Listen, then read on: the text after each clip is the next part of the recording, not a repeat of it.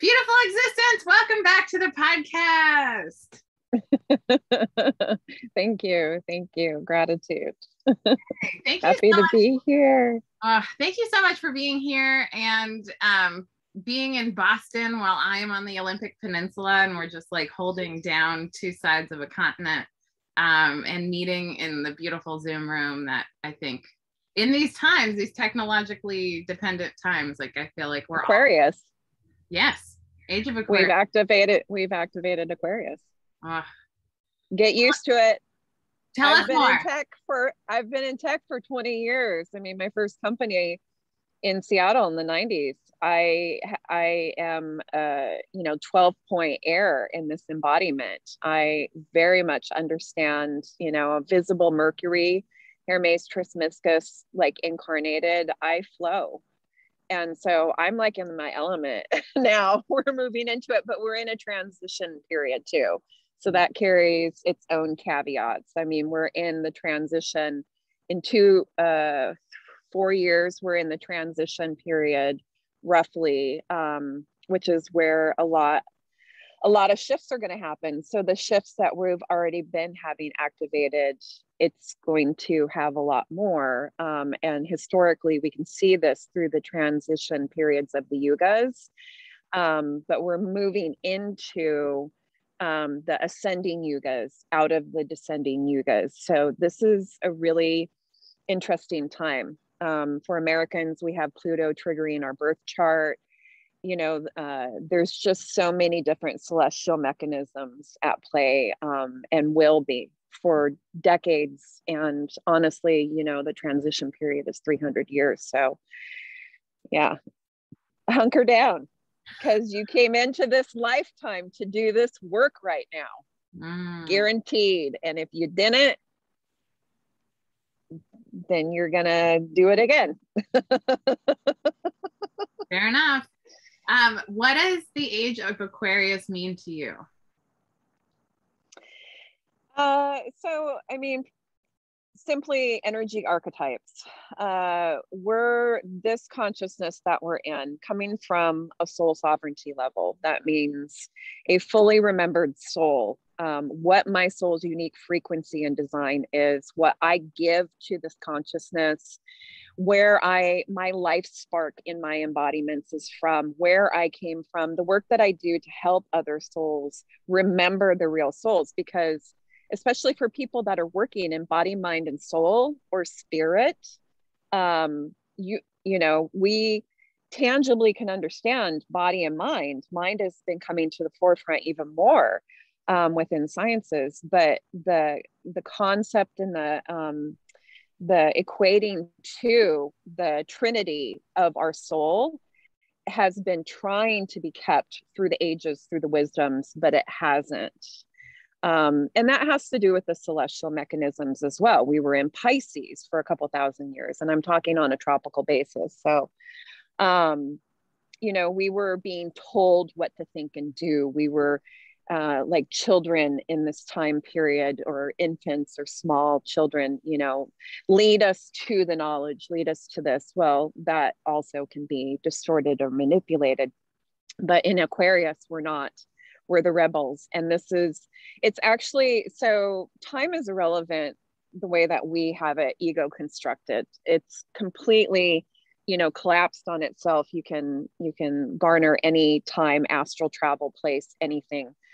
And that full remembering, Buddha called it in, and to try and keep it through those lineages with the Akasha. So it's been trying to be kept, our physical embodiment and the different attributes of that, but really where the soul level is coming from, which is where we came into this consciousness from, what we give, what we offer, and being able to leave the consciousness without any karma, without any of the attachments of our embodiments and lifetimes.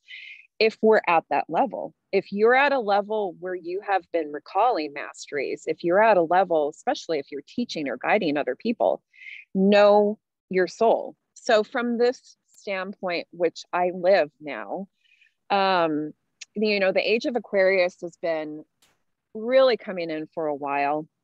I think it's been about 90 something years.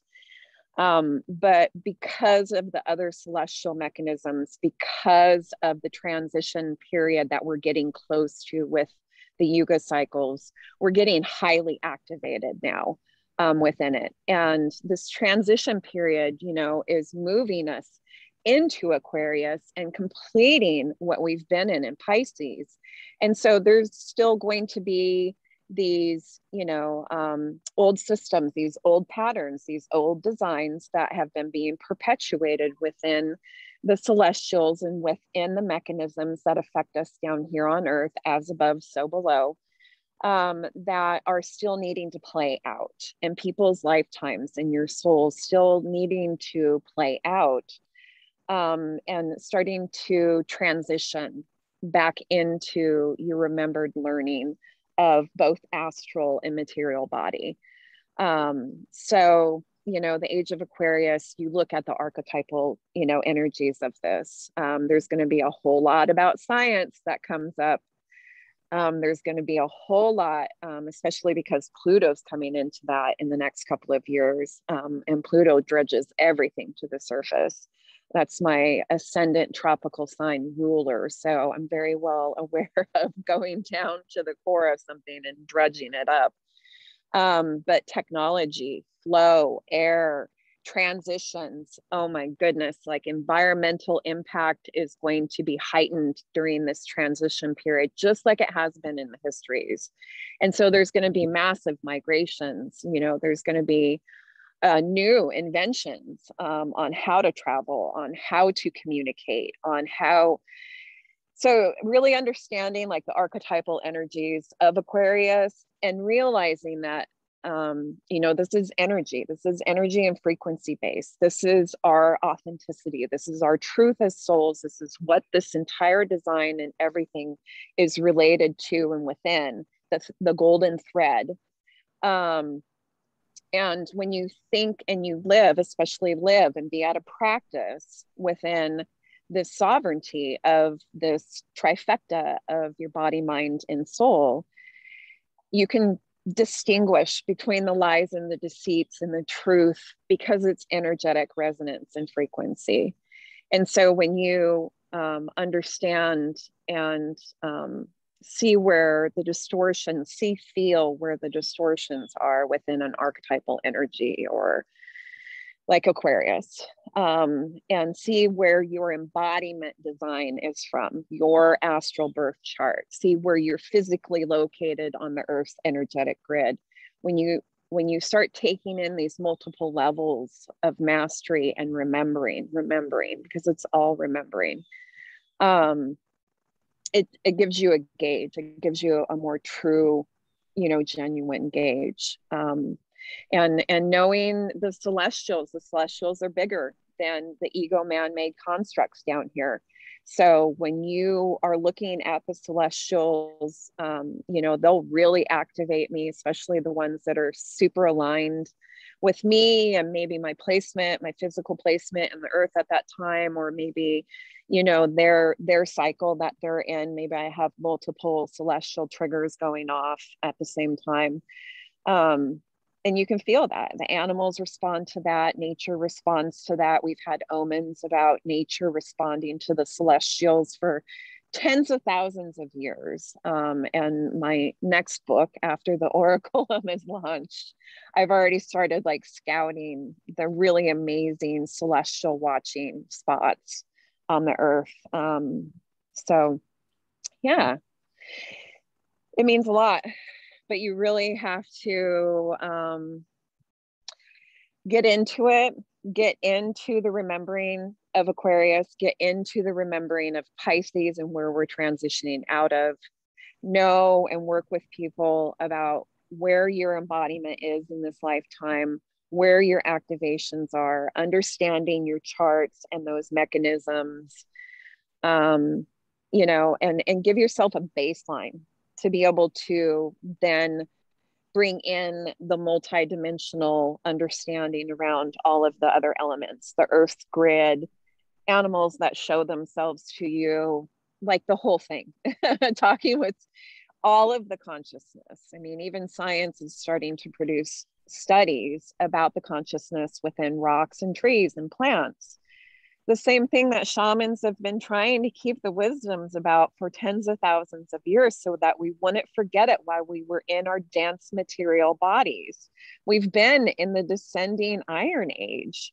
This is the densest density that we will be in. We are transitioning into and out into another set of cycles, and the celestials help us with understanding those maps and mechanisms, so that we have more of a roadmap when we're in embodiment down here, and a baseline, a guidepost, if you will, to incorporate all of these other energetic wisdoms and knowledges, because you have to be ready to be initiated and to step back into the Akasha, and your full soul's remembering is a very large remembering to have.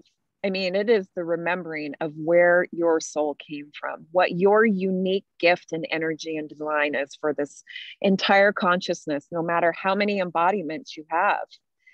And to remember that there's a lot of work and practice to do, work that I've been doing for decades, that I help people activate and move through a lot quicker now. Aquarius, again, very spontaneous movement, flow, like, we are in it now, people. Do not think that this changes. It's not going to change. It's adaptability. It's adaptability.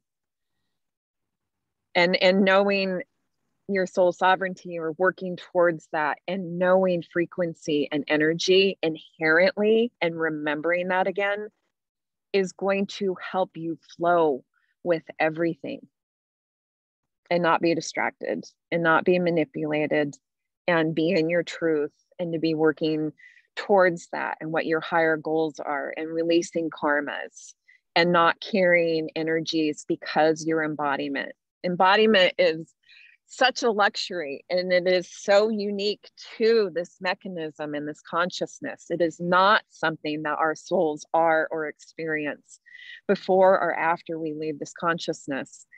But it's a double-edged sword. It carries entrapments with it. And I've talked to them this entire lifetime: ghosts, beings, otherness, So Aquarius is going to bring all of this stuff back out quite a bit, because then we have Capricorn, and that's when she gets really real. I think you are a predominant Capricorn sign, if I remember correctly, right? Yes, I'm definitely a Capricorn. Yeah. I have a lot of Earth and a stellium and Scorpio, so I'm like here to keep it real. Deep Earth. Yeah. Deep Earth. Yeah. Yeah. So Aquarius is still going to be relatively lighthearted once you can start getting into and living from the remembering, which remembering your soul will get you there.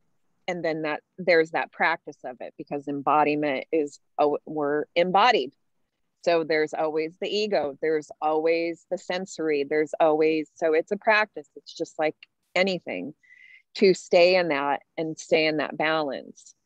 And Aquarius is going to be a ride, like a couple thousand years. It's going to be a ride, man. Like there's going to be tremendous shifts and changes. But it's in preparation, and we're in the preparation of what's happening, which is a divergence of the embodiments in this mechanism.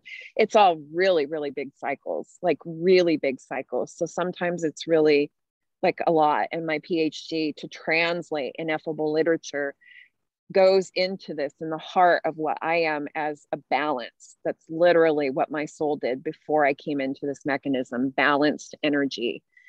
And I'm always looking for that translation balance to help people understand, how do I show them 125,000 years that I've been given, or 26,000 years, or a Yuga cycle? How do I break that down and translate that to somebody so that you can take those bite-sized pieces in, because like I said, stepping into the Akasha, stepping into your full remembering and operating from that daily, it is a stair-stepped process, and it's perspective changes. And those perspective changes, you know, come through many, many different lineages and activations, which is why I put soul sovereignty together, and why I'm designing these courses now for the things that I've just been inherently being guided to do for the last couple of years with individuals, and getting them back to their soul sovereignty, because there's a process and a practice, just, you know, like everything in embodiment. So when we're gone, everything's there. When we're not embodied anymore, everything is there. Everything is there, meaning like your whole soul's history. Everything, time, all history, all consciousness, all everything. It's all right there. But in embodiment, it's the experience of this matrix and this consciousness. And we signed up to be here, and we get to live these embodiments and have sensory experiences like sex and food and puppies and, you know, love and climbing trees and smelling fresh cut grass. And this is not stuff that we have. Our souls, I literally am being called to do a PhD in translating the ineffable, because it is still difficult for me to manifest words. Our language right now, our inherent language is telepathic. We will get back to that. I'm holding space for that. I actively do that with my cannabis tarot apprentices. It's there, but it's going to take some life cycles, you know, to really hold that intention with more and more souls on a collective level. And so right now, while we have this commodity of language, because that's what it was designed as, a commodity, while we have this, I'm trying to figure out how to translate what other souls show me that their authentic, you know, truth is in their core design. It's not always easy, because it doesn't always translate. When I receive an amazing amount of information from the celestials, from my own soul saying, okay, you're ready to remember this, my entire physical body will go down for a day or so sometimes, because I'm trying to translate and take in the information to remember, so that I can have the proper visual understanding and then be able to translate it to others. Yeah. I'm having a lot of those. I'm so glad you said that, because I've been having a lot of experiences of my body struggling to keep up with the vibration of my soul. And just like, you know, like my body goes down, right? Like I taught it the last virtual Glowing Goddess Getaway. I taught my aerobics class, and I really put a lot of intention. I served. And afterwards, I had never experienced, and I get a lot of belly issues. I have chronic digestive stuff, but like I had never felt a cramp that bad, like in my digestive system, and like was doubled over in pain. And I got the message that it was because my soul was vibrating so much higher than my body could handle. And yeah, I've been sleeping so much and like needing so much attention on my body, and like that. Oh, yeah. Thank you for sharing. Yeah. Yeah, absolutely. I mean, and it's going to affect different embodiments different ways, because this is one of the things, I mean, to break down this process that I've just been inherently going through myself now for decades, with multiple teachers and gurus and wisdoms and recalling and releasing and all of this stuff that I have been doing in my embodiment, but now doing it with other people, multiple people, and seeing the differences. You know, I'm having to take all of that and break it down into these processes to help people kind of get to a certain level. And then I sit with them and try and figure out, okay, what is this next level going to be? And then it gets into more individualized kind of study and me working with them, because in a way, it's like I've become a soul whisperer. I'm a Scorpio ascendant tropical. People have always told me their secrets. Souls want to tell me what their soul's real design is, because we're in that time now. We're getting into that time more and more and more as we advance. and especially in the next 300 years, as we advance fully into Aquarius and leave Pisces completely, you know, our embodiments are going to want raw foods more. We're going to want live nature more. And not all embodiments are at this phase. Not all souls are at this phase, but the ones that are being called to it, there is this active energetic vibration that's consistently coming to us. The celestials are giving it to us. Nature has been raising up like cannabis, giving it to us. The mushrooms, everything is giving it to us, giving, because this is this time. Your soul is choosing, you know, are you going to stay here? Are you going to stay in incarnations? If you're going to be here, like there's work to be done. There's a lot of transitions that are going to take place individually, socially. You know, are you going to choose to not? You know, I mean, this is all free will choices constantly. But a big one for me is that teaching people and embodiments their truth, because until you really remember your sovereignty, I'm talking outside of, you know, the body and mind, but really remember where you came from and your divinity and what you give. We all give to this matrix. Each one of us gives so much energy. We are the life spark of our embodiments, but we give energy to this entire consciousness on huge levels. Once you're in that, that's when you're making decisions about stuff. That's when you're making real decisions about stuff, not governments, not other people, not your family, not what society tells you. You're like, oh, hell no. Like, I can see that like immediately. But it's very true.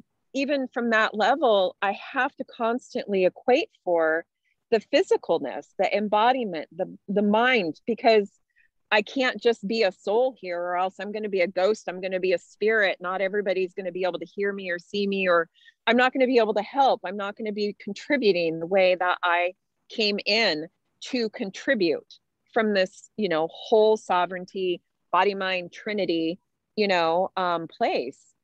And being able to remember that helps also be able to read a lot of the karmas, the energies that are still stuck in our bodies, the things that we need to call in, and the people and the experiences that we need to call in to help dislodge those energies. And some of them are lifetimes long because people have not necessarily done that embodiment work yet. I got to keep an eye on my puppy because there's wild turkeys around here that he found earlier. Turkey is a great totem animal. I'm so grateful for you finding wild turkeys for us today. Such an abundance, and talking about like connecting to nature. Turkey is archetypal energy of connecting to Gaia and the harvests and the abundance of Gaia. So, you know, now the celestials are contributing to this. Before, for a while, when we've been in this descending, it was only nature. It was only those that had been doing the work for lifetimes that had been recalling the wisdoms. But now we have the big boys. Now we have the big guns helping us too, the celestials. And they're not fucking around. The celestials are bigger than all of this ego stuff down here. They help run the mechanism. And they'll tell you what's up when you sit with them. They'll tell you straight up what's up. Everything is. There's truth everywhere. There's truth absolutely everywhere.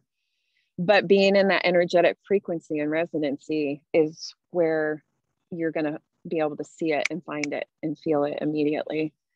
So, you know, body, embodiment, it is what it is. We've chosen to be here. It's really important. We cannot do the work to do for this consciousness without being really embodied. That's what the whole game is here in this consciousness. So it's really important to listen to it and to heed it, the same way that you work to remember and listen to your soul, or be actively engaged with your ego, because as much as ego is torment, you know, there's a lot within it that helps you diagnose, situations and things that need to be brought up to face so that you can transmute them. So it really is a trinity. I mean, religion really has been like trying to tell us the truth. They can't hide the truth from us. The truth is still like everywhere, media, everything. I mean, you can't think that everything is all fake news, because it's not.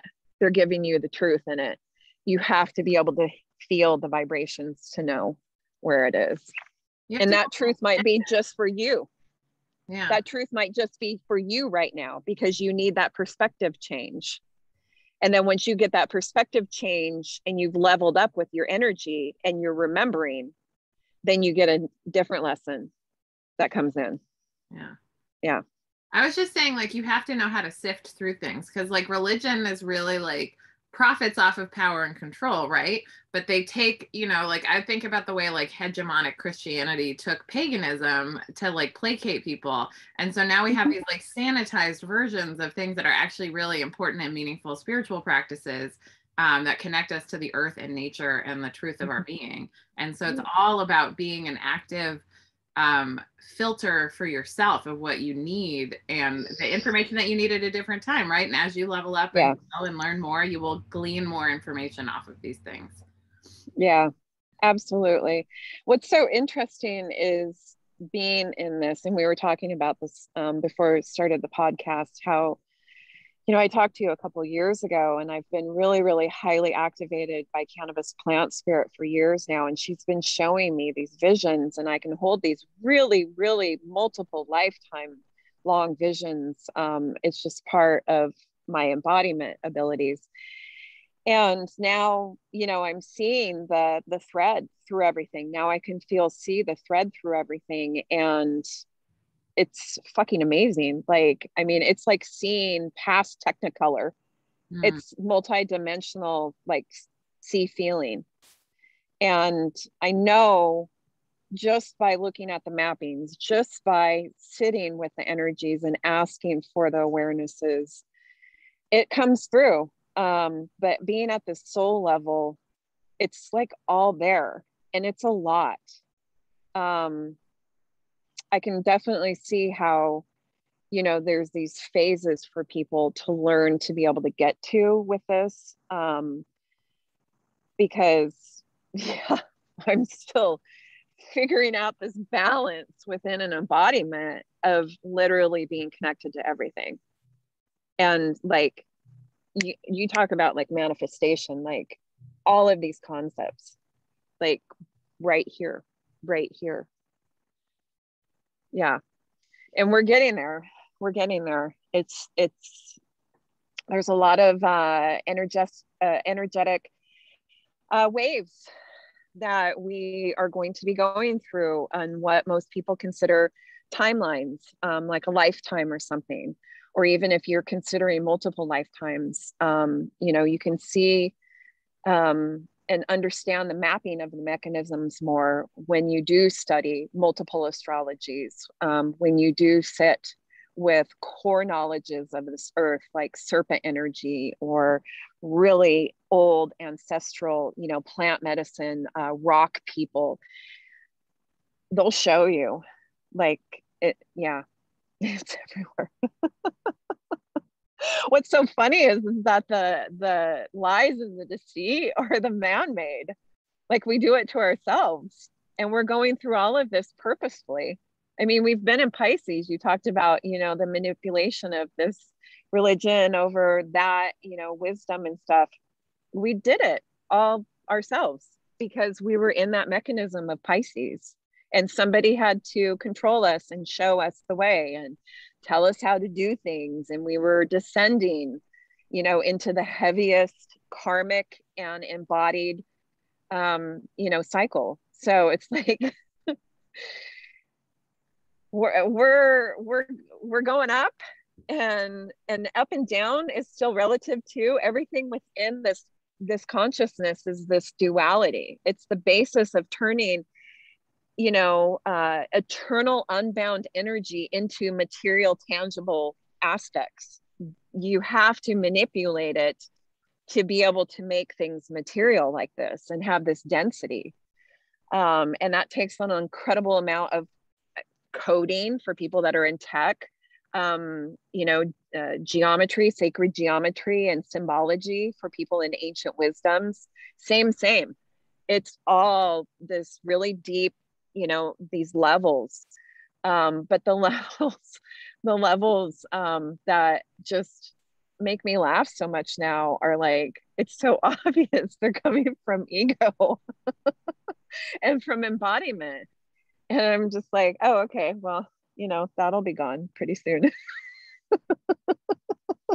Why? But I could go around laughing about everything all day long. And it really is triggering to a lot of embodiments right now that are not anywhere close to these levels. So like, beautiful as a hermit.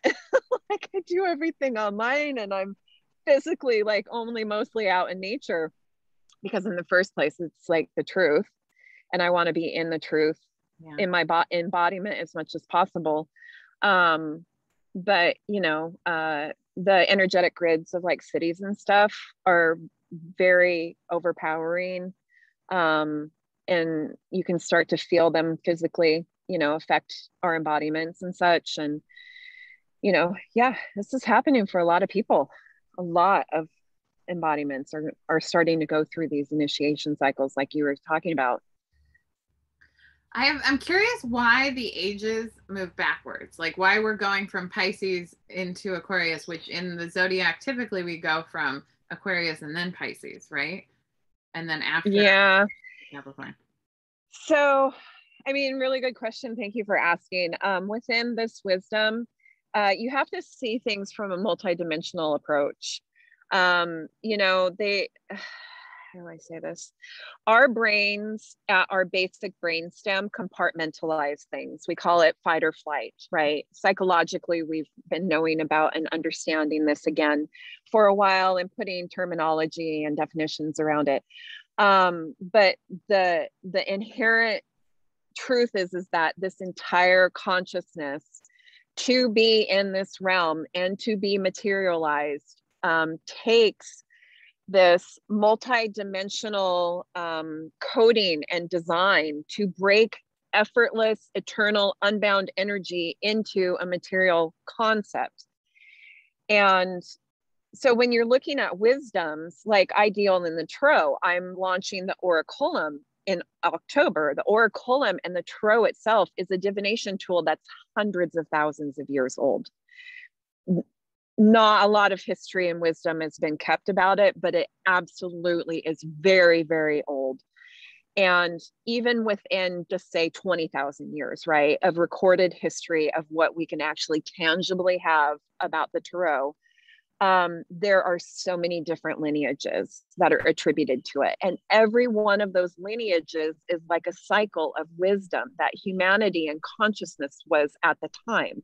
So when you take a wisdom, a really, really old pattern and design in this consciousness, like Tarot, you can see all these golden threads. Well, those are activation points for me. Somebody that can work with another soul, and what soul sovereignty and the courses that I'm developing and what I speak to with people are, those are activation points for them, because we have two predominant lineages: our DNA lineage that we inherit biologically, and our karmic and our astral body lineage.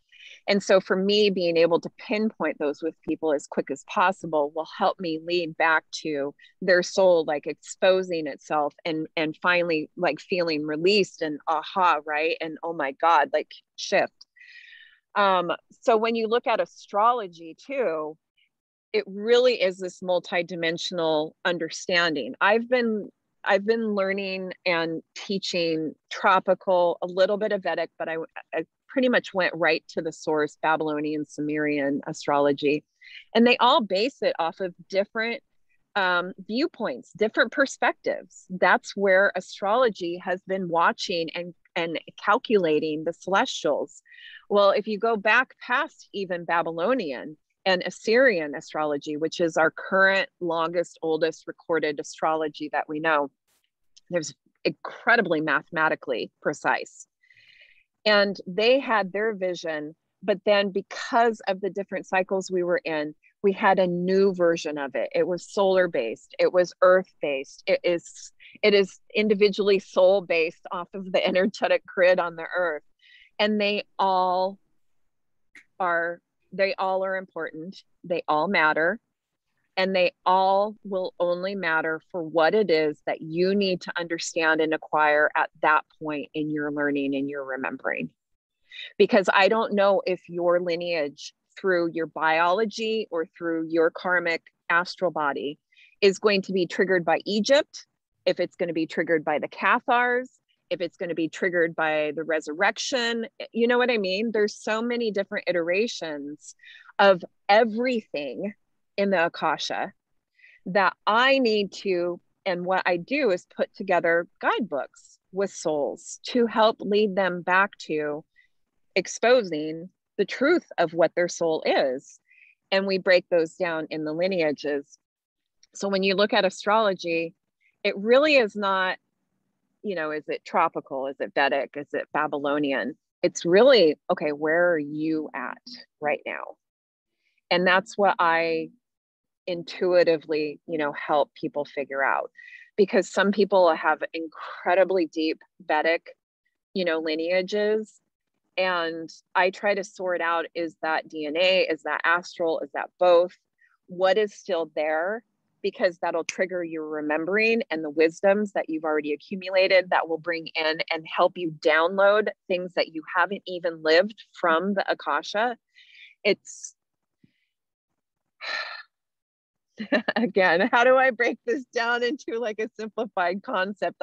I trust that I'm translating this appropriately. Where you are is how the celestials and how you are going to see the celestials. And that is what is meant for you. The celestials will know that you are remembering them, and they will activate you. Nature will remember or see and feel that you are remembering it, and it will activate you. Anything that's a truth in this consciousness, it's going to assist you. Yes, there are beings. Yes, there are other energies outside of this realm that are helping. And there's also some that are distorting and playing. Yeah. Okay, so when you say the Akasha, do you mean the Akashic Records, or is that something, how would you distinguish those if those aren't the same thing? It is. So the Akasha was the original word and description, I believe, from Buddha through the Asian lineages of everything, of being connected and knowing that connection inherently in everything. And about 150 years ago, around 150 years ago, there again, this is something that's had different societies talk about it with different words and definitions at that time. Christ consciousness. There's a lot of different attributations to the same remembering of the truth within our embodiment while we're here. About 150 years ago, there's a series of spiritualists and channels and oracles that came in and manifested, and they called it by the technology that they had at the time, which was record keeping. So they transformed Akasha, which was not something that English speaking society could connect to. It was kind of a marketing ploy. That you couldn't connect to an Eastern lineage necessarily, because that wisdom wasn't in Western society a whole lot yet. It had only been very small initiates and people, translating and bringing that information into Western society at that point.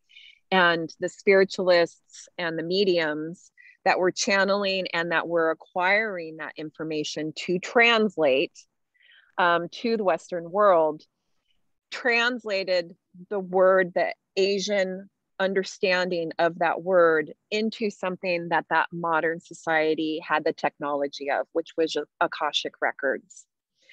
There is a new language that I've had activated within me, and I'm one part of many in the world that are different contributions to this new universal language, very Aquarian. And we're going to find each other, and this language is going to start coming together, and it's based off of energy and frequency predominantly, but it has all of these ancient wisdoms and understandings embedded in it. I'm working on the channeling of it right now with my thesis. It's a ineffable ekphrasis of the English alphabet. But that translation was what it was at the time. And so it's still relevant. Like I said, the different astrologies, the different symbologies, the different iterations of nature, because everything that's medicine right now sometimes wasn't medicine for our embodiments. Sometimes it was poison. Sometimes the poisons that are right now used to be a medicine, because all of that has transitory elements to it as well. Nature is just the same, it transitions.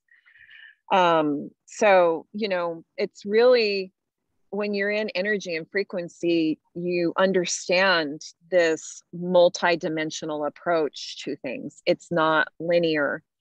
That is a mind ego attachment to linear time, linear understanding and knowledge, linear processes. It's not that anymore. That's not what was when we are in astral body. We were, in that remembering, that full remembering, because we didn't talk, we telepathically communicated with everything. We're going back to that. And so it's like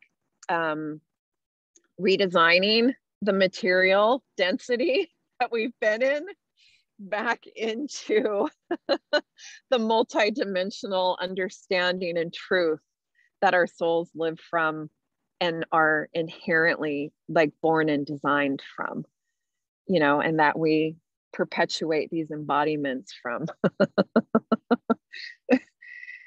So okay, so you had mentioned also that we have beings that are helping us from the other side, and we have beings who are like trying to come in and create havoc. I'm grabbing havoc as a word, but do you have advice for folks out there who like about how to interact with these beings, and what are kind of your best practices and what you would advise? Okay, so core practices of getting into soul sovereignty: no presence. That's why masters like Sadhguru and Eckhart Tolle and all of these channelers, they're channeling, have been receiving and translating this information for us for decades now. Presence is a key to remembering sovereignty. But there's a lot of different layers to that. Like I said, depending on the soul, it depends on how distracted they are right now, how present they are, how much work and practice and dedication and integrity and intention are huge keys as well. And that is not something that is very prevalent in society right now. In fact, it's been purposely being distracted and manipulated against, because that gets us back to our soul, and the COVID was a practice in that. It wasn't just a practice in keeping the manipulation and the deceit and the power. It was a practice in, okay, where is your soul? Because you're probably trying to get really real with your fucking self right now. And there's a reason for that.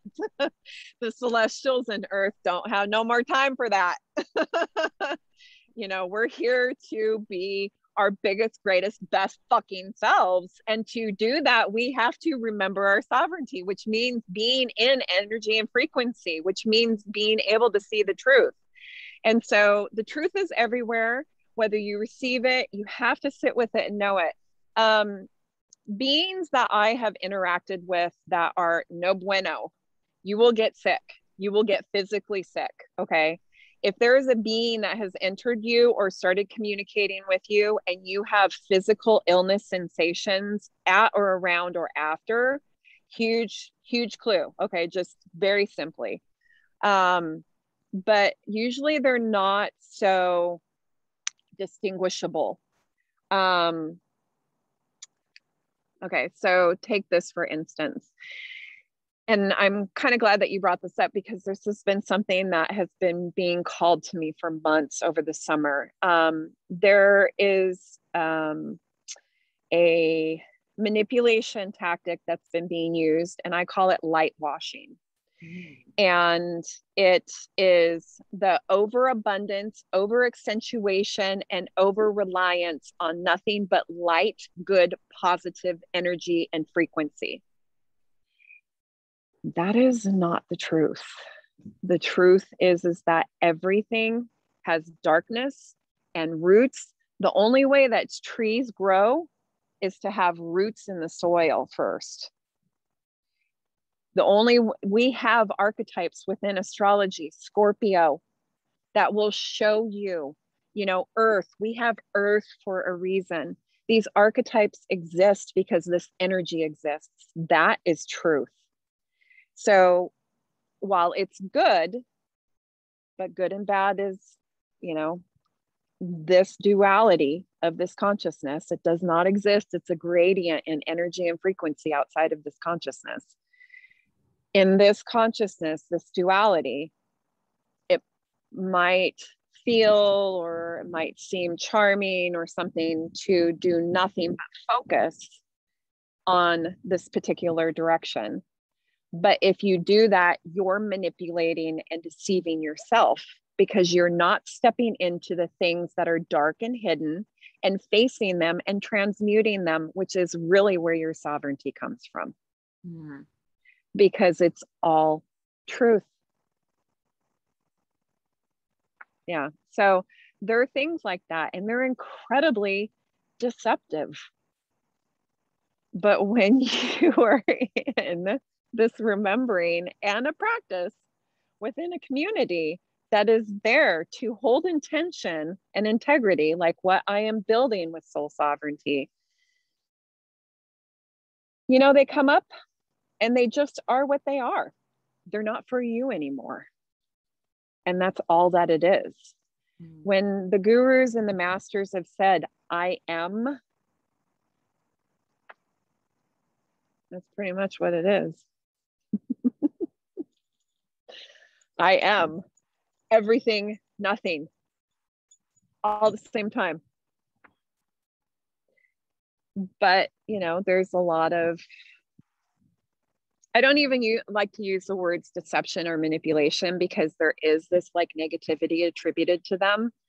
I say play because this is an amazing fucking realm. This is an amazing realm. We are so super lucky to be here. Look at how many 7+ billion souls have been fighting to stay here. And I don't know if they're staying here under the right or the proper guises. They might have a lot of attachment still. Whatever it is, that's where they are. But there's a lot in the dimensions and realms that like this place, love this place, are attached to this place in their own regard. One of the other deceptions. So I'll talk about a different being because I've had a core archetypal energy on this earth show it to me. I'm wearing a earthly based creation of it, and that is serpent energy, very much the Ouroboros, the cycle of everything, because this mechanism is a mechanism. It's cycles, constant cycles. So there was a civilization of beings that were dying in a different realm. And they came here hundreds of millions of years ago. And they, I would say the proper word is probably stole the energetic archetype of serpent energy. And they became immediately ensconced in serpent energy. And they're what people call reptilians now. And so this is a being that has deeply embedded ties to this realm because of an action that they took to try and save their species, which they did, but it was a double-edged sword. It also created an energetic pattern within serpent energy, and that's why there is such a bite and such a fire from the dragon, a defensiveness, and this was perpetuated eons ago, and it still plays out in this realm. And these are beings, like some other beings, that will try to attach and try to gain attention of, try to play or distort. I mean, religion has been calling them demons and things like that for a while. They're energies. And for whatever reason, you know, they exist.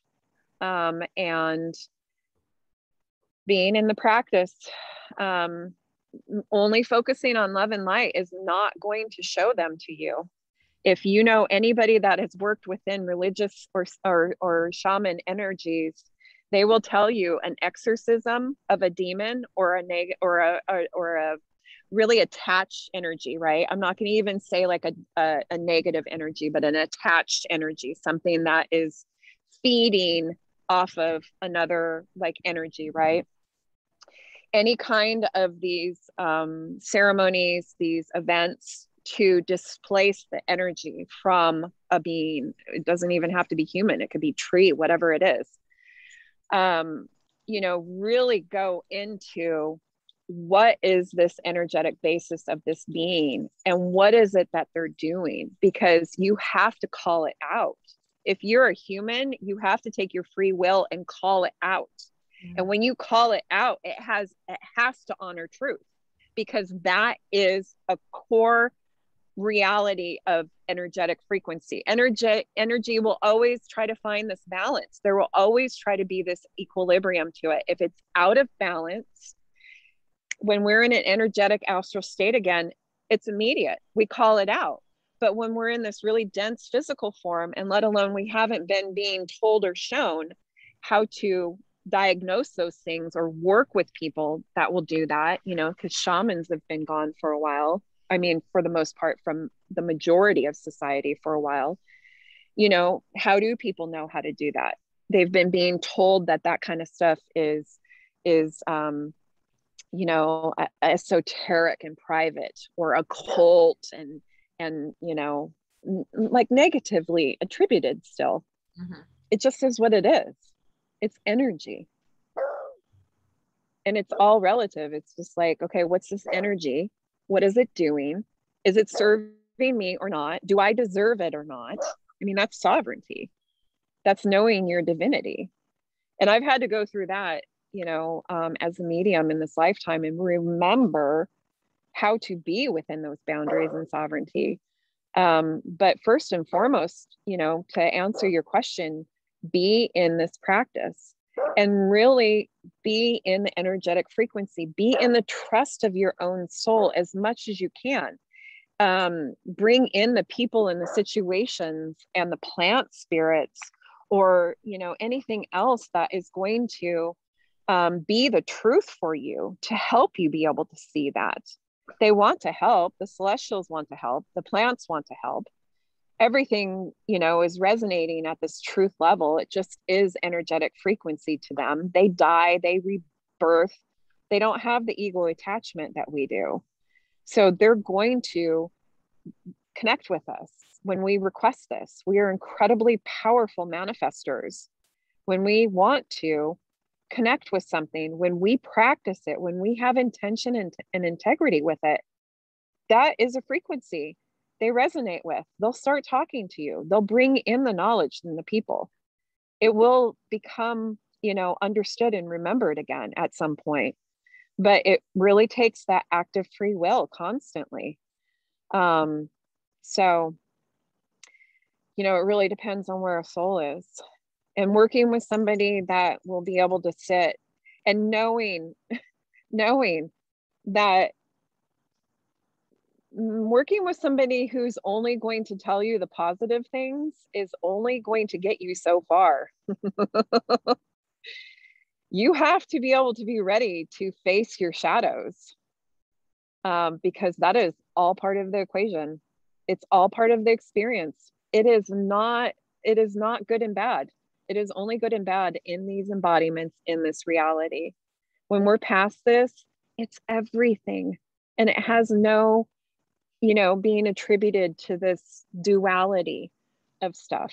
And we're moving back into that, because for us to move from material to astral, we have to be fully in those embodiments and that remembering on a collective level. So it's going to take at least 300 years. Casual. But we're the founders. These souls, our embodiments that are here right now, we chose to be here because we were ready for this fucking fight. We were ready to set the groundwork for the future iterations, because we've already been there too. We already know all of that too. So we're doing this, and we purposely are staying here because we know, and we've been being shown, or we feel a calling, or we know something is fucking up. You know what I mean? It's more than what they've all tried to distract us with. And if you can feel the truth in that, and that there is distraction, high levels of distraction going on right now, then you got this in you. It's finding the communities, finding the practice, having the right information and the right people and the right, souls, not just human, but all different kinds of consciousness coming to you to help lead you and get you there. Your soul is really what is continually opening up the remembering. Your soul is attracting all of that. Your soul is telling you and guiding you. The other beings and things will be there to help if that's how you're attributing needing that information. If you're Christ consciousness, you're going to call in angels and God and Mary. If you're, Wiccan, you're going to be with the tree and the rock and the earth peoples. It really, like I said, it depends on this lineage. And what I do now in Soul Sovereignty is help people designate their lineages so that I can help them get their activations of their remembered wisdom and their karmic entrapments transmuted so that you can get through this stuff quicker. I mean, it's taken me 4 decades. You don't want to go through 4 decades, man. This is Aquarius. You got to flow. Like, you got to go through this shit within years. You got to be in this practice, be with your people, remember your sovereignty, look around at the world and be in fucking amazement every single day and just total abundance and gratitude, but know that when the dark shit, or what we attribute to dark or negative stuff, shows up, there's a lesson in that, man. There is so much wisdom in all of that too. And it might suck, but when we're not in embodiment, it doesn't mean anything. It only means that when we're in embodiment, we only have suffering when we're in embodiment. We don't have suffering when we leave embodiment. No way. That's why our loved ones come back and they're just like, man, it's totally fine. Like, don't even shed a tear, like celebrate, like go live your life, like have fun, because I'm back in my soul sovereignty and it's all good. It's only the embodiment. And then the ego tries to attach to it, and then it rabbit holes us, and then blah, blah, blah. See, that's true leadership. Having lived 4 decades, learned what you learned, and then creating a way to teach people to do what you did faster. Like, leaders go the way and then show the way. Like, I love that you're using your what you've learned as a river, not a reservoir, and like showing other people what's possible. It's all about that, man. There's over 7 billion of us souls here. You know, the other realms are kind of missing our energy. It's a little bit unbalanced, and we all know it. We all know it inside. And the earth is starting to react to it, and the celestials are lining up for it. Because if you're not here to do your work and to contribute on massive fucking sovereign levels of what your soul really is and where you are most passionate and where you are best utilized while you're embodied, sorry, but get the fuck off and do it again. I mean, truth, Scorpio, truth.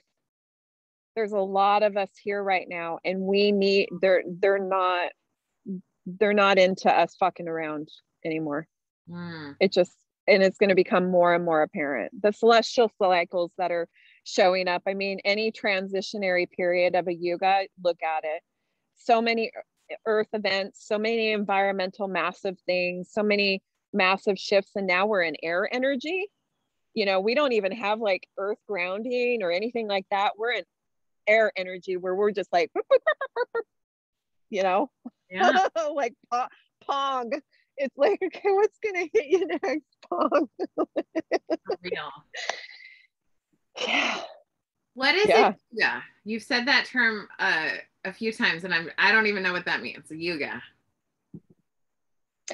Oh, okay. So when I've talked about ancient wisdoms carrying down when we were in astral body and trying to keep us in levels of remembering as we got down Yuga cycles, they're really, really large, hundreds of thousands of year energetic cycles of this mechanism, right? So they're way bigger than even the celestials. This is Sirius, the binary star with our sun kind of systems. It's huge, right?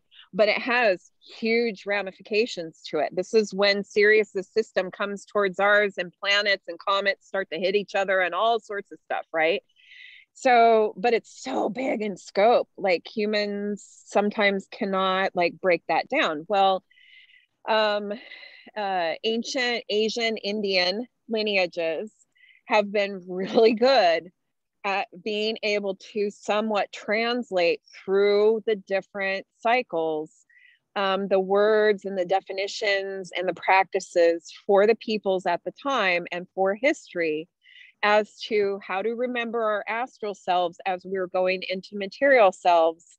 And now it's going to be how we're going from material selves into astral selves, and doing that remembering of where we've already been and who we are, right? Because we're physical embodiment right now too, but that's changing. That's why there's so many more vegetarians and vegans, because we're gravitating towards natural, you know, resonating frequencies all the time in our body, ingesting them, being around them, all of taking them in, smoking them, everything, right?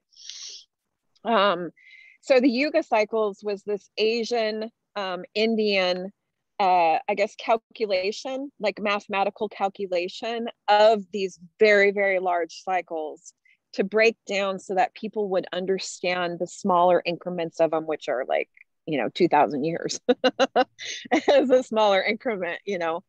And it also has to do with the celestial mechanisms and the archetypal energies that we are being umbrellaed with kind of at the time, and what is predominantly showcasing all of the smaller secondary, you know, third, fourth level celestial mechanisms that are happening at that current iteration.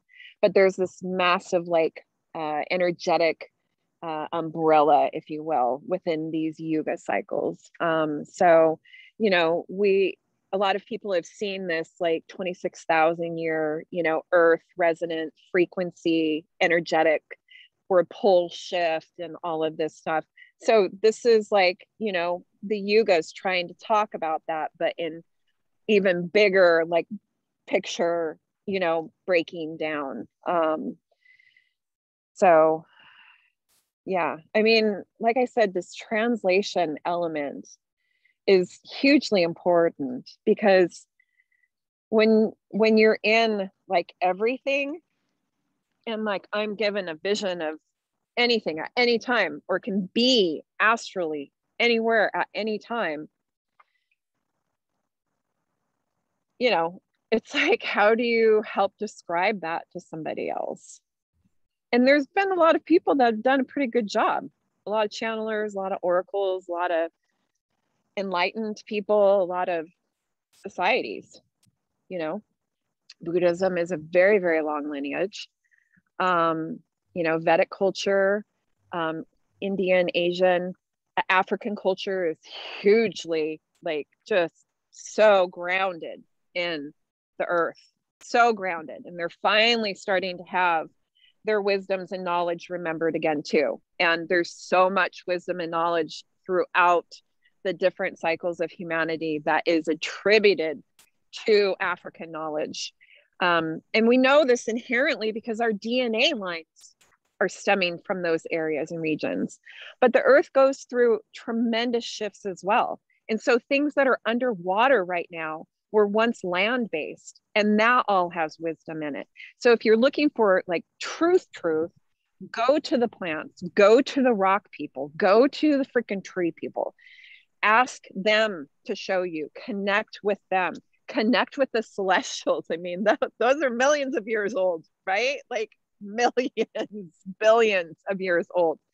They will give you the truth and help you align and get to those new perspectives. But yeah, like when I reference yugas, it's like celestial cycles and mechanisms. This is all, like I said, designs, and the designs have these cycles within them and these mechanisms that have different energetic elements attributed to them at different times, because it's all part of the experience. It's all part of the embodiment experience and giving to, you know, this consciousness. The different realms, they don't look like this. Where souls come from don't look like this. This is a very, very fucking special, sacred place. Our embodiments are incredibly divine. Our souls are, forget it, very divine, revered as such in the realms. We are very unique. And we give a lot while we're here, but no more being distracted. You know, we're going back up into what a lot of people would consider like this higher embodiment, you know, better or, you know, some positive attribution to an embodiment like Lemurians and Atlanteans. Not even that. There are levels that our souls at and things that our souls did before coming into this consciousness that, like I said, I'm still trying to find words to be able to translate them, and they fucking blow my mind. Blow my mind. I don't even know how to tell people about how some souls show themselves to me. And that's what we have billions of right now. And that's not even the animal spirits and the trees and the, you know what I mean? Like all of the different levels and that multidimensional understanding of this reality and how it's so complex, and it's also incredibly simple. Energy and frequency. Tesla tried to tell us. They've come through so many times and told us the truth in different iterations. And it's whether or not you can feel, you know, that truth at that time. And it doesn't mean good or bad. If none of this resonates for you, it doesn't mean good or bad.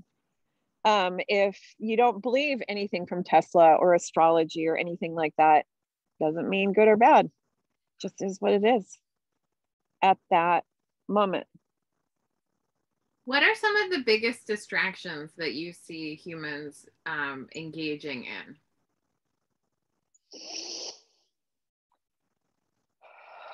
Biggest distractions. Embodiment and ego. We've been really primed. In fact, it's so interesting to me because I love music. I love so much about embodiment. Like I love I love this embodiment. Like I'm trying to work out more again and eat really good, but enjoying luxury too. And I'm just like, I fucking love being embodied, right? Because I remember what it's not like to be embodied. But a lot of our culture, a lot of the control is around being captured in our embodiment almost exclusively. And if it isn't the encapsulation of our embodiment, it's the encapsulation of our mind. And these are tactics that are still distractions from our soul. And they're all interconnected. They're all related while we're embodied, right? But the truth of our souls and where we come from outside of our embodiment is so pivotal, because that is that pivot point, that our souls are our life spark, our embodiments, our minds. None of this would exist if our souls were not incarnated into that embodiment. And so when you listen to music or watch a movie, I went to go watch that movie, Respect. Mad fucking respect for that embodiment.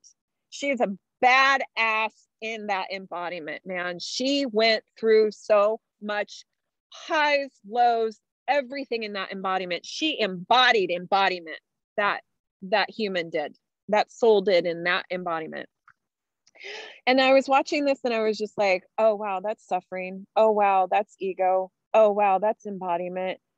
But there's this thread in her of like, you could feel she wasn't, the movie wasn't talking about it, but she was operating from that sovereignty. She was operating, you could see this evolution of her remembering her sovereignty. And it was past embodiment. It was, for anybody that hasn't seen it, I would definitely recommend it. So good. So good. Oh my gosh. Respect movie. You gotta go see it. Okay, keep going. Yeah. But in media, in music, okay, so take this for instance, music. We used to have music, you know, our original, or not original, I can't say that. Our remembered, documented music from tribes and, you know, past colonialization, it's drums, it's rhythm, it's natural sounds, natural instruments made from natural living things, you know, all of this stuff, right? Like using our embodiments for natural flute sounds, whistling, all of this kind of stuff, right? And then it kind of started switching into words, again, a commodity. And our words have a tremendous amount to do in music now with being attached to body, suffering, mind, heart, the tangible qualities of our body and our mind. And the words don't have a lot to do with soul and our divinity and our sovereignty. Yes, there's religious. Yes, I know. I'm talking about like how we went from classical music, which was just instrument based, and even pre all of that. And it was like these uplifting, you know, our bodies would just automatically move. We were in a rhythm with the energies of these living instruments and these living embodiments that were playing in harmony with each other and creating these amazing, it's like why I love jazz. It's just so raw, off the cuff improv, right? It's real. It's fucking real. But then we started getting a lot of music that has a lot of, you know, oh, broke my heart, and oh, you know, this, and oh, that. And it's like, okay, that's just embodiment. Or codependency. I feel like codependency is rampant in our lyrical music. It's really interesting. Yeah, I mean, and we've been in that cycle though. We're moving out of Pisces and that needing somebody else to tell us what to do and think and say and be. Yeah. So like, I want to go back to and have more, maybe not back to, I'm not going to say back to anything. I want to be and see the remembered states of music being produced that is improv, that is just sound or resonance or frequency based, or having this language that we have created, really become prevalent in society for remembering who we really are and not coming from a place of suffering, which is only embodiment, to that. But I could say that about science too. Why is science only stuck on the tangible qualities? Science inherently always has an unknown variable to it. Science at its core design and etymology has an unknown variable to it. It is not facts. It is not absolute. It is a constant study of something and a current produced information about something. So that's the mind, being attributed to an area. And again, not coinciding with each other, not collaborating with each other, distracting us into, this rabbit hole and tangent over here that my mind and ego can be attached to, or this rabbit hole over here that my body and my suffering, can be attached to. No, whole body system, body, mind, and soul, all of it. That's the operating mechanism. That's what we are going back into. That's what I have remembered. That is what I'm teaching people now. It's incredibly fucking important. The whole entire universe, this mechanism, wants us to succeed, will not care what balance it needs to get there, which could end up wiping out billions. But if that's billions of souls that have already been being incarnated for a really long time, and they're at the sovereignty level of saying, yeah, I'm good. I'll go back to where my soul came from, or I'm good. I don't need to incarnate anymore. Great. Then the planet's sustainable again.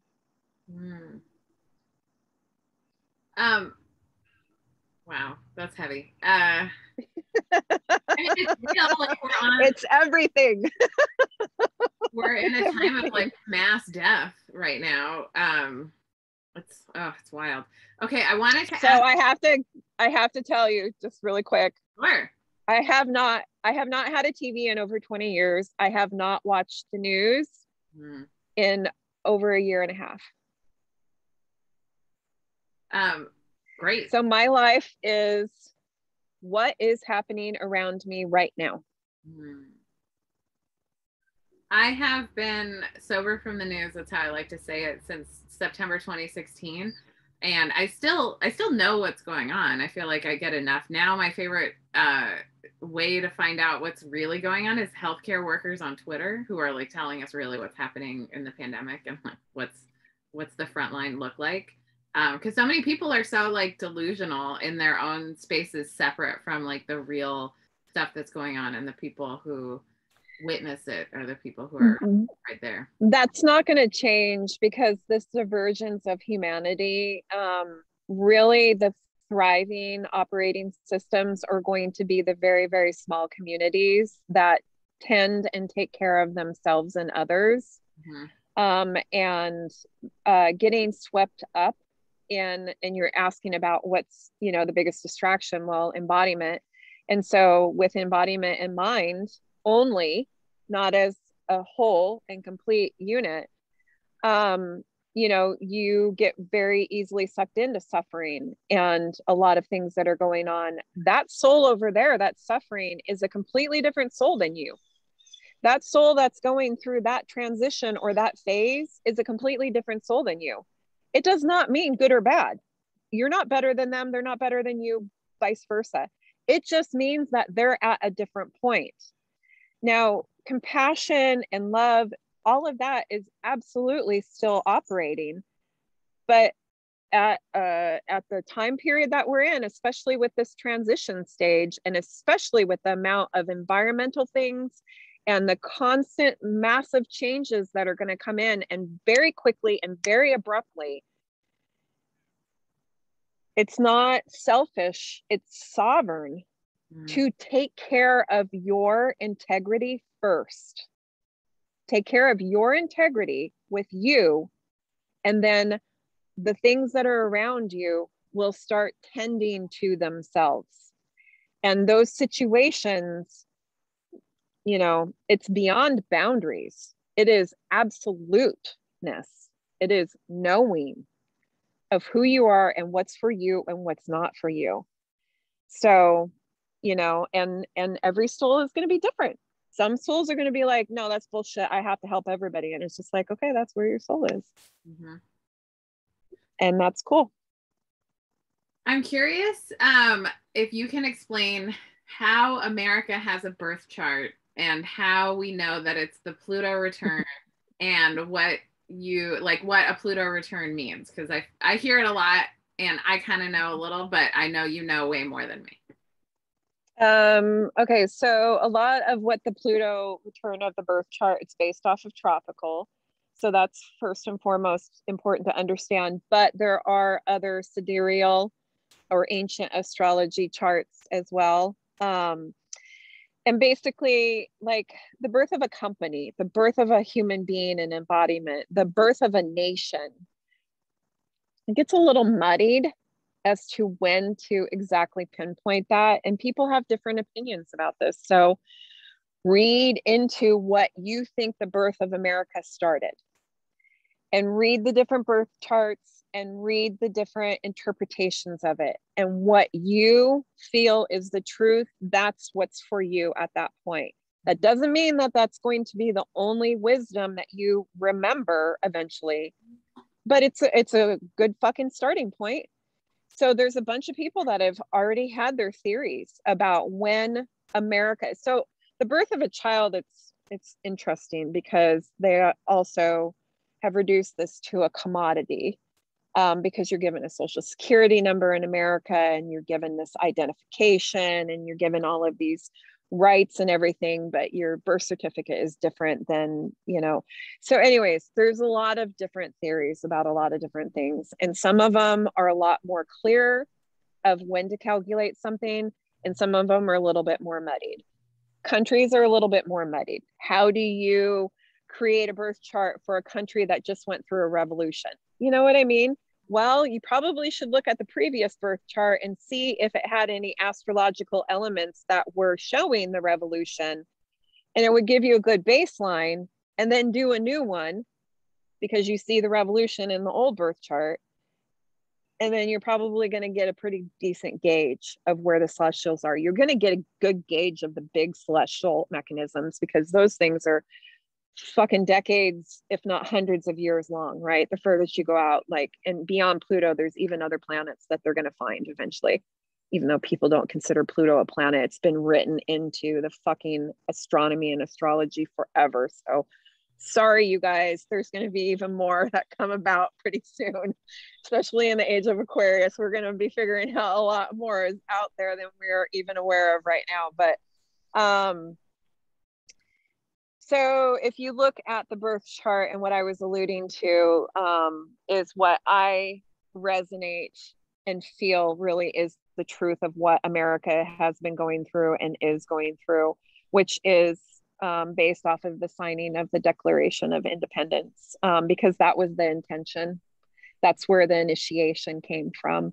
And the initiation is usually a really fucking huge indicator of stuff. That's why some people pull birth charts based off of when insemination happened. I mean, that gets really, really intensely calculated, right? Because some women know those cycles, and they know when they were menstruating and when they were ovulating, and they know within days. And so you can get really, really precise about stuff, or generalized. But the one that I'm alluding to has Pluto triggering it now. And like I said, this is not like an exact. There are some exacts with energy. There's definitely some exacts with energy, but it's mostly a transmutation. Energy is this wave, you know, of different gradients. And this is really the way that you need to kind of see things. The LGBTQIA community has helped society understand the gradient of things. That's the truth of energy and frequency, right? So they just did it in different ways. But they've been raising that intent, that remembering back up to the surface within society, because that is a truth. So think about time on this gradient as well. And even like celestials will have activations that could be decades long. It could be months long. You know, Mercury is super, super fast. So a retrograde and even a shadow period is like a week and a half, and then a retrograde for, you know, almost a month, and then another shadow period. So it really kind of depends on that mechanism. Think of them as like clock wheels, right? These are different mechanisms, and they all interact with everybody with this multidimensional like clock approach, right? So Pluto, archetypal energy, death, destruction, rebirth, like it goes down to the bottom and pulls everything up. And the reason why I feel like this gradient time period is now what America is in is because the different houses and the different precursor elemental energies that it was in prior to this. So, you know, in institutions, it's been in institutions. When it triggered in institutions around 2008, which you also have to understand, retrogrades, usually planets will go in and then they'll come out and then they'll go in. And sometimes they do this a little bit, you know, like the nodes of the moons will come in and out, and their charts are like not, you know, really concise. So you have to really look at the different planet and the different celestial and understand its mechanism. But it'll kind of come in and then it'll go out, and then it's that gradient, right? And so around 2008, institutions, the financial market crashing, this will give you an indicator of Pluto energy, right? So look at historical events, look at the past cycle before that. And when a planet starts triggering something, there's big impact. You know, when there's a new energy in the house, there's something happening, right? And then depending on the energy, like it'll kind of have like, it's like waves, depending on the other celestials. If it's a really highly triggering celestial like Saturn or Jupiter or something, then it could have a completely different like effect at first. I mean, like I said, it's a mechanism, it's a multidimensional mechanism. And you can really see like a historical aspect of it to kind of gauge what you think is going to start showing up around it. And there's enough people that have remembered enough astrologies to really be able to sit with any number of blogs or sites or podcasts or people and know, like I said, again, from your soul sovereignty, what is the truth for you right now? Because that's where you should go. That person's voice, their resonancy, what they're speaking about, if that is also feeling like a truth, or some of it is feeling like a truth or a curiosity, then that's for you. So a lot of people, there are a lot of astrologers, tropically based, that really do think that America is going through this, you know, return, which is almost 250-year cycle. I mean, Pluto is way the fuck out there. This is not something that happens in people's lifetimes. You know, you'll get a couple of Saturn returns in one lifetime. You will never get a Pluto return. Mm-hmm. You know, in our embodiments right now, in our past iterations, in our future, again, yes, we will be living long enough to have Pluto return. But, you know, so this is like this energy that just comes in and just digs the shovel right down to the fucking groundwork. Like it will go immediately down into it, you know. And when it was in religions, you know, the whole Catholic Church, like all of that, and then we saw fucking Notre Dame burn, and then it was you know, so it's like you can see the cycles, you can see what's happening, but study like the archetypal energies of something and listen and read for the people that you're resonating with. Because if it isn't resonating for you, then it's not for you right then. But if it is, then investigate it. One of the things you asked about being in the age of Aquarius, learn, learn, learn, constantly learning. You're never going to stop learning. Don't think you're going to work in the same job for 40 years because that shit isn't happening anymore. You are constantly going to be learning. And I call it remembering, because once your soul gets to a state of fully being remembered, that's when you get to say, am I going to stay embodied or am I not? That's when gurus and masters leave their embodiment and don't come back. Like that. Because they know that their work is done. They've done all of their past life work. They are fully remembered of where they came in from. And they know and can see, feel all of this. And have they done? Have they contributed? Have they experienced? Okay, yeah, okay. You'll never stop learning. You'll never stop remembering until you stop remembering.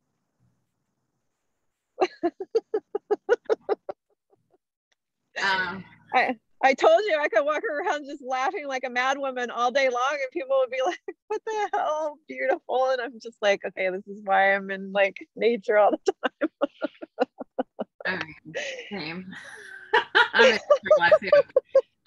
Beautiful existence. I feel like this is a good place to stop, because I could talk to you for hours, but I feel like we can do another podcast another time. I really want to talk to you about Atlantis. But I feel like that's going to be a long time. Let's do a different podcast about that. Yeah. Okay. So how can people best connect with you, especially with your soul sovereignty offering? I'm very excited about that coming out. Yeah. So the website is already launched. It's under yoursoulsovereignty.com. And right now, because I am in grad school, because I do, guide and coach, and I'm finishing the Cannabis Tarot Oraculum, which is super exciting because that goes into all of these lineages, all these different activations, and it's its own bibliomancy tool too. So you don't even need to have the deck to use it as a guidebook. You can use it as its own bibliomancy divination tool. So, and it's incredible. Madame Lenormand channeled the first Oraculum for Napoleon based off of ancient Egyptian information that his commanders stole from the tombs. And he carried it with him the whole rest of his life. And then it was finally, reproduced and published and translated. But she's the one that's been working with me with the tarot for years now. And she very clearly came through and said, there's so many more things that I wanted to be able to do and give. And you can do this. And this Oraculum is the second Oraculum ever in existence that I'm aware of. I think that she coined that or created that design and etymology. Anyway, so it's a really powerful book. It actually has taken me a lot of work to condense the amount of lineages that tarot is attributed to, and all of the different ways that a soul can be triggered, and that I know how to now work with them through soul sovereignty to do. So, and then the Oraculum is on Amazon, and I'm talking to bookstores about having it. So it's not like the tarot deck, which is a limited print. It's very sacred. The community, we have apprenticeships now. So I really, have been called by Plant Spirit to keep this integrity and this intention with these divination tools. But the Oraculum is a much larger scope opportunity and opening for more souls and embodiments. So it's being produced on a larger level. But soul sovereignty right now, the source is open, which is it's only $1.99 a month. I made it super inexpensive and accessible to everyone. And I have the tarot that I do readings on. I have the apprentices doing readings now. We have weekly soul sovereignty videos where I channel information and produce it in video format. We have the discussion forums. I have the current iteration of the cannabis plant chakras, which originally came out in 2017 in my first book, but there's so much more information that Plant Spirit has been calling me to do an updated version for the last couple of years. So that is in Soul Sovereignty and the source right now too.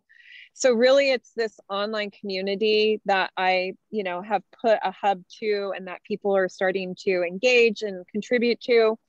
And then I'm working on the meds, and that's the breaking down of all of these processes, because how do you break down the Akasha into a process that many embodiments can approach from every single different angle, you know, to be able to, you know, achieve and activate and grow in their remembering, you know, through. So that's a pretty big thing, besides the fact that I'm finishing my application for my PhD research. That's why I'm in Boston. It's a very heady, mind-oriented placement on this earth, and I'm just like, so much going on. Yeah. I needed this energy and this focus, but really, I have the Cannabis Tro, and I have everything at Your Soul Sovereignty right now. Cannabis Tro is in Your Soul Sovereignty.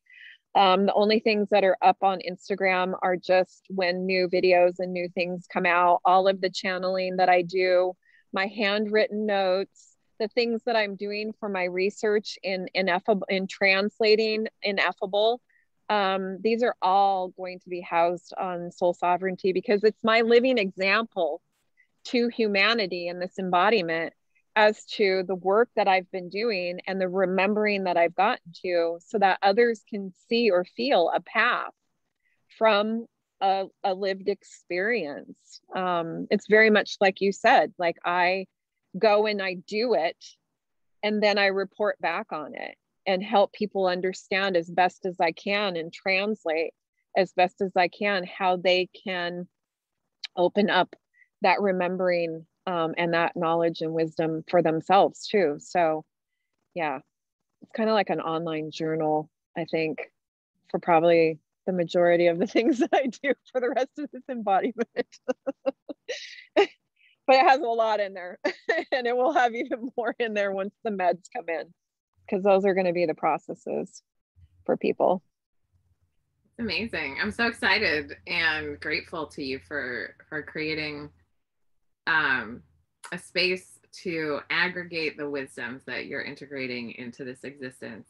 And yeah, and to support people, support the souls that want to remember their soul, that are helping guide and teach others, body, mind, and soul, the Trinity, the real Trinity of the divinity. We are the gods and goddesses. We operate this mechanism along with all of the other souls and consciousnesses. And we're incredibly divine and powerful. And it is our right to not be distracted from that, and to remember that, and to be embodied in that remembering. So yes, very intentional, very sacred.